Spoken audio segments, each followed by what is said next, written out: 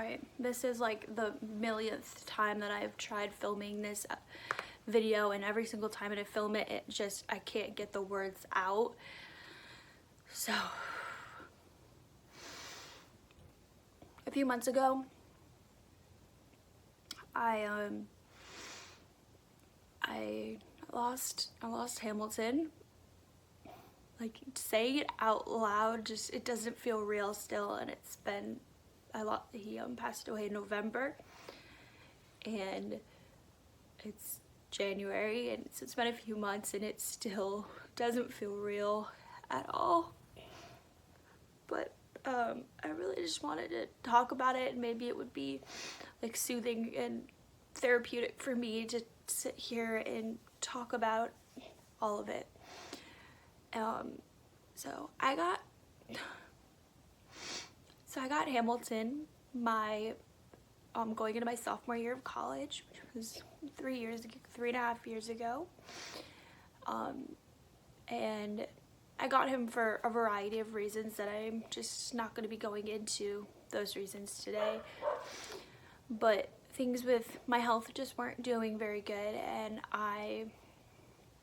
going into my next year of college, I really wanted a dog. This had been something that I had talked about with my parents for months, and when I talked to a breeder and said what I was looking for in a dog, she said that she had the perfect dog.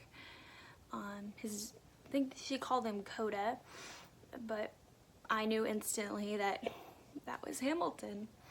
I always said that that was going to be the name of my dog, and I saw a picture of him and I said, yep, that's him.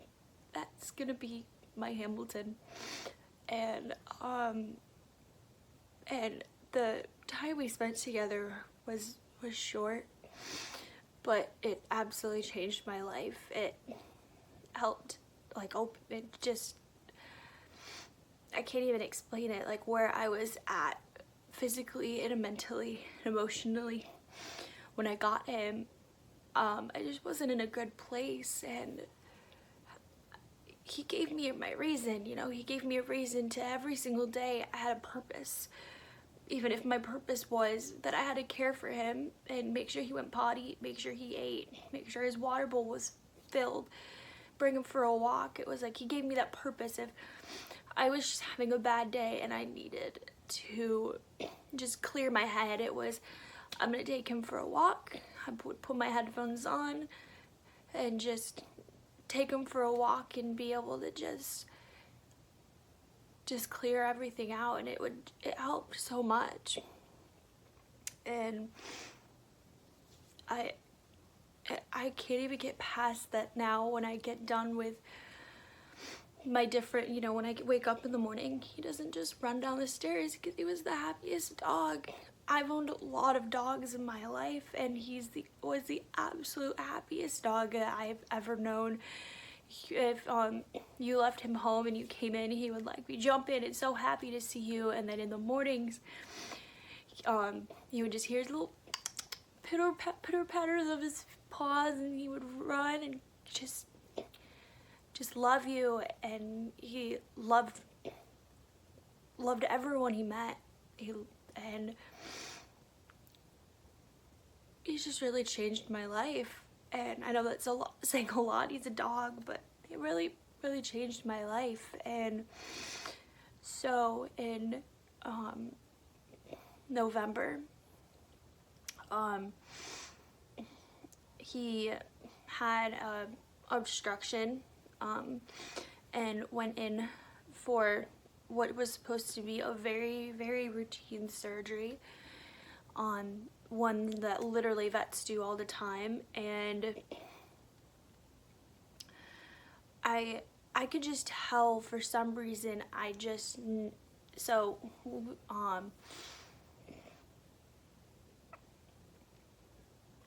got the feeling in my heart that something I didn't get a good feeling about the surgery in general. And I just try to stay positive through the surgery. I really need to thank my dad for helping me pay for the surgery, because if any of you guys have a dog, you know that all of this is really expensive, and he helped me pay for it. And so he had surgery and came out and was absolutely loopy. We had to like try to get him out of the car and into the house, and that night I slept in the living room. I had a nightlight that I put on for him, and he didn't sleep. He just paced around the living room. We have like this, our living room and kitchen area is all open, and he was just pacing around like the circle and just kept walking in circles and circles and circles, and just wasn't himself. But he was on so many pain medications and was on so many different medications and stuff that we just was like, he's just really loopy from the medications, you know. In a couple days he's gonna be better. And I think he had surgery on a Wednesday, maybe it was a Thursday. No, he had surgery on Thursday, and then he just still wasn't doing any better. He was just very uncomfortable.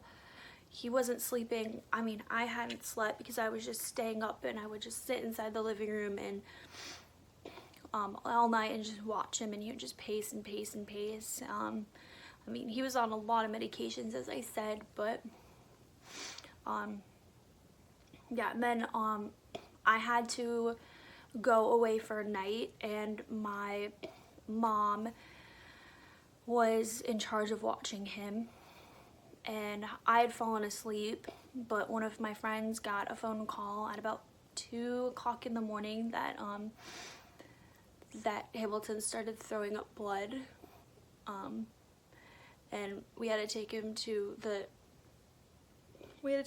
doggy hospital, and my mom and my sister just rushed him to the hospital, and I was about 30 minutes away, and we got there way more faster than 30 minutes.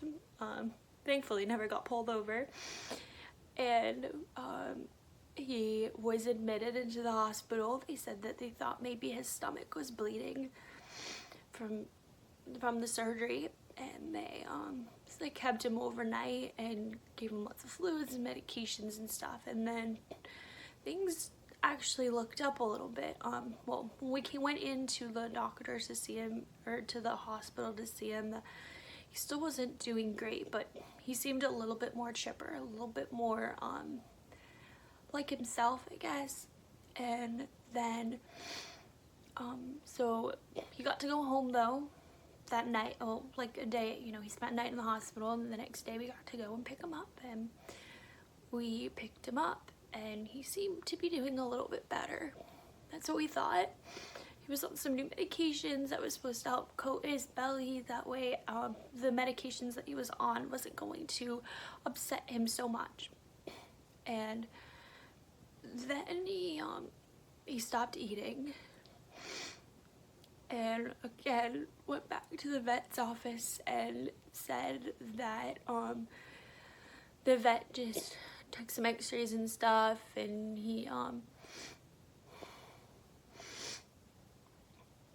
everything looked okay. The vet said that it was concerning that he wasn't eating, but he was on so many medications and stuff that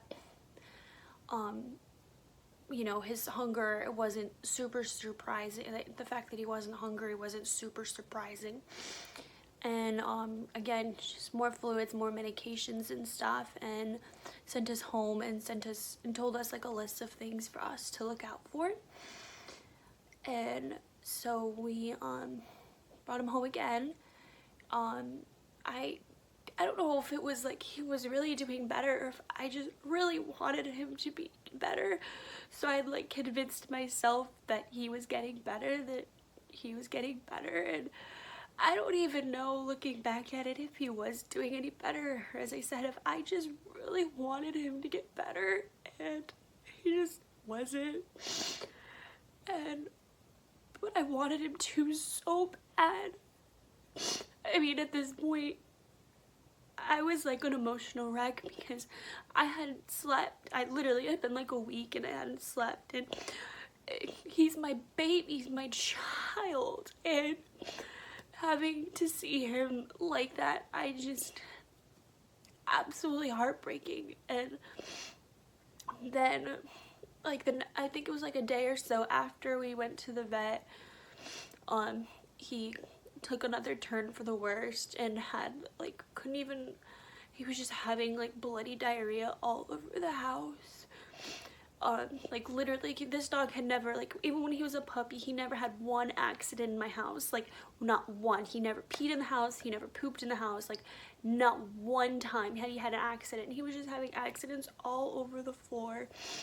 We would bring him out to go potty and he would just have like bloody diarrhea, was just getting everywhere. And I mean, like he would sit down and like when he stood up there'd be like bloody diarrhea all like on the carpets and stuff. And that's when I like really knew that he wasn't going to get any better. So we talked to the vet and stuff, and he just said that we had done more for Hamilton than he would have done for his own dog, and he understood the emotional toll and everything, and he could just tell how much we loved him, but that there wasn't anything else really that they could have done for him.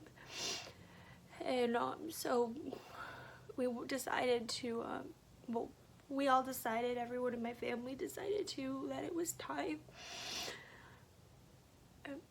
So we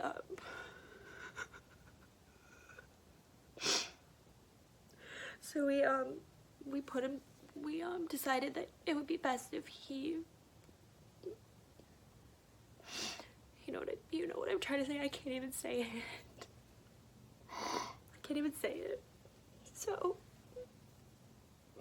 yeah, and we were in the vet's office with him, holding him, because all he wanted those last week of his life, he just wanted us to hold him. He would come and sit on my lap, and I would just wrap my arms around him and put my head on him. And that's all he wanted. It was like, he just wanted to be held by his mom. So we just held him. We held him in the office, and we sang Moana to him because he loved Disney.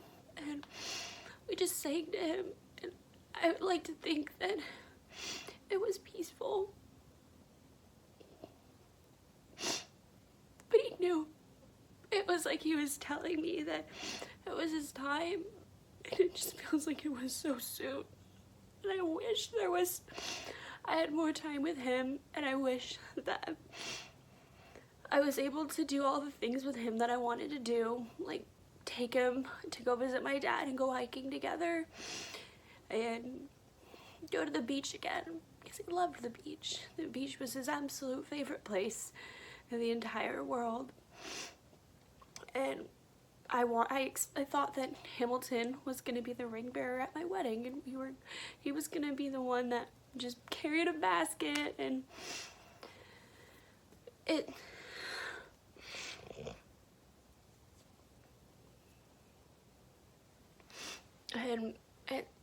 not gonna happen.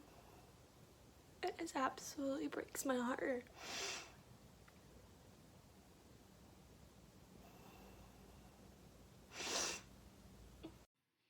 Alright, I know that was like a weird ending to that video, and it was because I needed to take a moment to myself and to just let myself feel everything that I was feeling. So it's a couple days after filming that, and I really wanted to share some videos of some really happy memories that I had with him, and because I want these memories that I have to be the ones that I remember him by. I don't want to remember him as that sick dog that was his last days. I just want to remember that happy dog that would just run around at the beach and stuff. So I wanted to share those memories with you guys. So yeah. Wait. After you just boasted how many lizards. Wait. Off he goes. New toys. You ready? Come stop your crying. Holy crap. Do you not like it? How do you feel about it?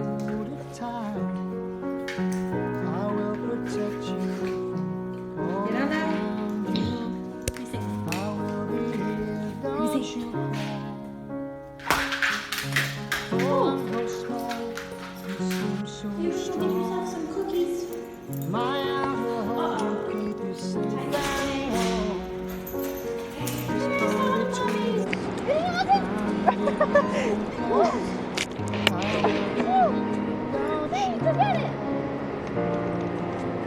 Hi, Em. Hello. Hi, puppy. You excited? Ham. Hi. From this day on, now and forevermore.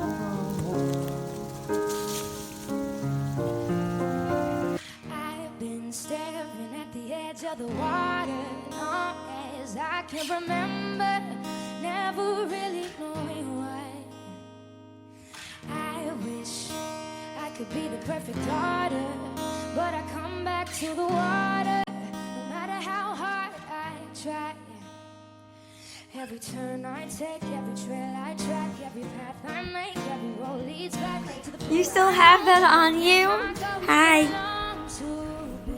You're so weird. Hamilton, lay down. See the line where the sky meets the sea, it calls me, and no one knows how far it goes. If the wind in my sail on the sea stays behind me, one day I'll know. If I go, there's just no telling how far I'll go. Panera, Chipotle. Panera. I'm going to Panera.